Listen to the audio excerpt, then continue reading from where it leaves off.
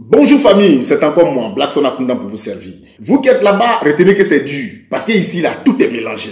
Parlant de politique, tout est mélangé. On ne sait pas qui fait quoi, on ne sait rien. Ce qui est sûr, tout est mélangé. Bon, je vais vous donner l'information. Et puis maintenant, après, chacun va essayer de décortiquer ça à sa manière. On était là le samedi passé. Il y a eu ce qu'on appelle le congrès du RHDP. Vous connaissez, non, le RHDP. On dit Rassemblement des oufouettistes pour la démocratie et la paix. Avant, c'était une histoire de plateforme politique, hein, où chaque parti politique faisant partie de la plateforme politique avait son logo. Ah, le congrès a donné, hein, il y avait du monde. Eh si, il y avait vraiment du monde. Parce que à la veille, on a distribué des morceaux de pain RHDP aux gens. On a distribué des sacs de riz de 5 kilos là. Voilà, on leur a distribué ça et tout le monde s'est déporté là-bas. Parce que chacun voulait son sac de riz, chacun voulait son argent, 2000 francs par tête. Voilà. Actuellement, où c'est dur là.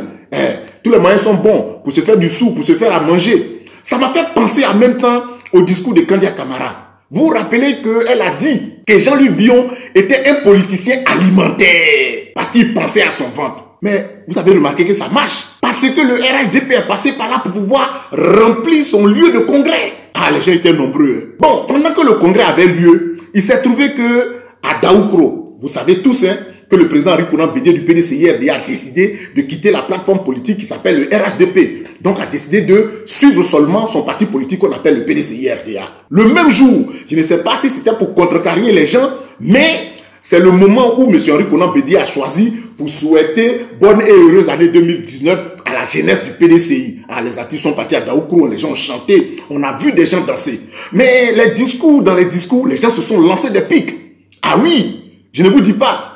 Le président Alassane Dramane Ouattara du RHDP a dit que lui, il ne veut pas les contrats à temps déterminé. Où on vient, on mange 1 an, 2 ans, 3 ans et puis on dit non, on est trop rassasié, on se retire.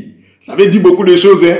Voilà. Ça veut dire que lui, là, tant que son ventre peut grossir, là, il sera toujours là. Ça, c'est ce que ça sous-entend. Maintenant, il se trouve que de l'autre côté, là-bas aussi, Bédié a dit que tous ceux qui se retrouvent au RHDP présentement, là, ce sont des enfants adultériens du président Félix Houphouët-Boigny. Madame Kandia Kamisoko Camara, ah non, elle a parlé au nom des femmes de Côte d'Ivoire. Mais quand tu regardes dans la salle, là, tu sais que ce sont les femmes du RDR seulement. Ou bien, non, le RDR n'existe plus. Ce sont les femmes du RHDP. Mais les gars, elle a lancé des ultimatums même au président Bédié. Elle lui a demandé de rester là-bas. Parce que si aujourd'hui, Laurent Gbagbo se trouve à La Haye, le ministre Charles Blé Goudé se trouve à La Haye, il y a des exilés politiques, il y a eu la rébellion en Côte d'Ivoire, c'est parce que tout simplement, M. Henri Konan Bédié n'a pas su gérer l'héritage du président Félix Houphouët-Boigny. Donc pour cela, elle demande à Henri Konan Bédié d'aller se former au Sénégal. Parce que Abdou Diouf a su gérer l'héritage de Léopold Sédar Senghor. C'est ce qui a fait que, après le départ de Senghor, il n'y a pas eu de rébellion, il n'y a pas eu de guerre, il n'y a pas eu d'exilés politiques. Moi, j'ai jamais pensé un seul instant que cette histoire de gestion d'un pays en tant que président là, c'était une histoire d'héritage. Mais les gars, vous qui n'avez pas de parents présidents, vous n'avez pas de parents ministres, ça veut dire que vous n'êtes pas héritier, hein? Ça vaut mieux ne pas rêver là-bas. Moi, Blackson, bon, je me rends compte qu'en réalité, je me suis trompé de famille. Ouais, parce que là, je suis pas héritier des gens qui sont là-bas. Ça, c'est la politique en Côte d'Ivoire. Ah, famille, après le congrès, le RHDP n'a plus de logo. Mais vous savez, bon, ça peut exister, hein. Ah oui, ça peut exister. Parce que le RHDP est un parti politique qui ne veut pas de problème. Et puis vous savez aussi, hein, cette histoire de logo là, ça crée problème. Vous vous rappelez, oui, il y a eu des années passées où il y avait Mel Théodore qui a décidé de ne même plus faire partie du PDCIRDA.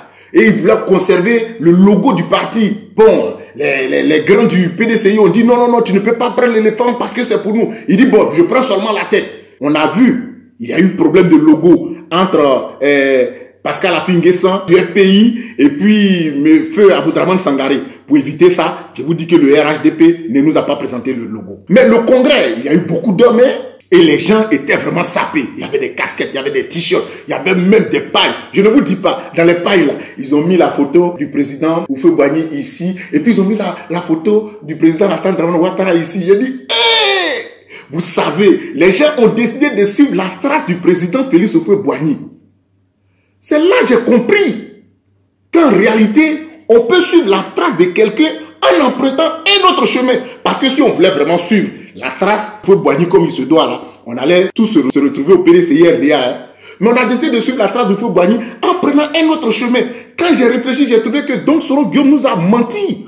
Parce qu'il nous a dit qu'il veut suivre les traces de Jésus. Pour cela, il s'est déplacé. Il est parti sur le mur de la lamentation, de l'autre côté là-bas. Alors qu'il pouvait être sur place là et puis suivre la trace de Jésus. J'étais là, on m'a dit non. Soro Guillaume a démissionné. Il n'est plus président de l'Assemblée nationale. J'ai dit, mais qu'est-ce qui se passe? Soro Guillaume démissionne pourquoi? J'ai compris que vous vous rappelez, il y a de cela, c'était dans le mois de décembre. Il y a Bitogo, oui, Adama Bitogo lui a dit, s'il ne veut pas faire partie du RHDP, il n'a qu'à démissionner.